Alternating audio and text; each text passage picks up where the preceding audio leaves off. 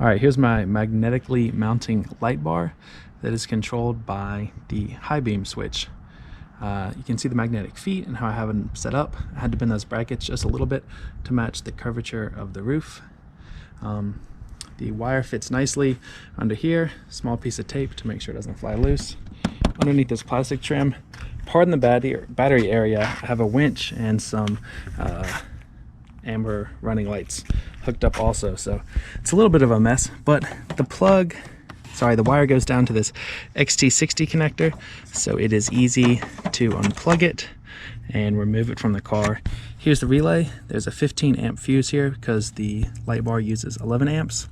It's connected to the positive and negative terminals, and it's controlled by positive switching. This white wire goes to this red wire, which then piggybacks onto the light blue wire, which is your high beam wire. Here's the light bar. It's about $100. Snug of a fit as you can get without worrying about scratching the middle roof of the car. Here are the magnetic feet. You actually get 4 of them, and you get these 2 tall brackets. I used the original brackets with a single foot. It's plenty strong. You can see that there are 6 magnets in each of the pucks, neodymium magnets, very beefy. The rubber protects the paint, and it also increases the grip on the roof. I've had it up to highway speed with a strong headwind, no problem. I've also taken it through a car wash. The wire that I used is this marine grade UV resistant stuff. I picked these relays because they have a nice fuse, which is easy to get to, easy to swap out, and it's already been incorporated, so you don't have to worry about adding another one. Here are the ring terminals. They're great. Just crimp them with a pair of pliers and then hit them with a heat gun to shrink the plastic and kind of melt it on there. It makes a really, really secure connection. I use these connectors. You can use whichever ones you're accustomed to. On the left, you can see what a relay looks like out of the box. You get quite a few of them.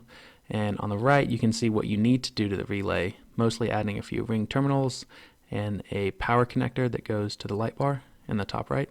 And the red wire that you see running off screen, that's what goes to the high beam wire. That's your trigger source.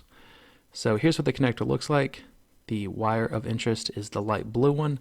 With a hobby knife, I carefully cut away some of the plastic to expose the wire, and then I tinned it, which means melted some solder on it, and then I soldered my wire onto it. I put some liquid electrical tape on it and then wrapped it in normal electrical tape, and then I put a zip tie around that because electrical tape likes to come loose eventually. If you don't have a soldering iron, I suggest this one, and I prefer leaded solder. You have to be careful not to breathe the fumes, but it is much, much easier to work with. Thanks for watching. Let me know if you have any questions.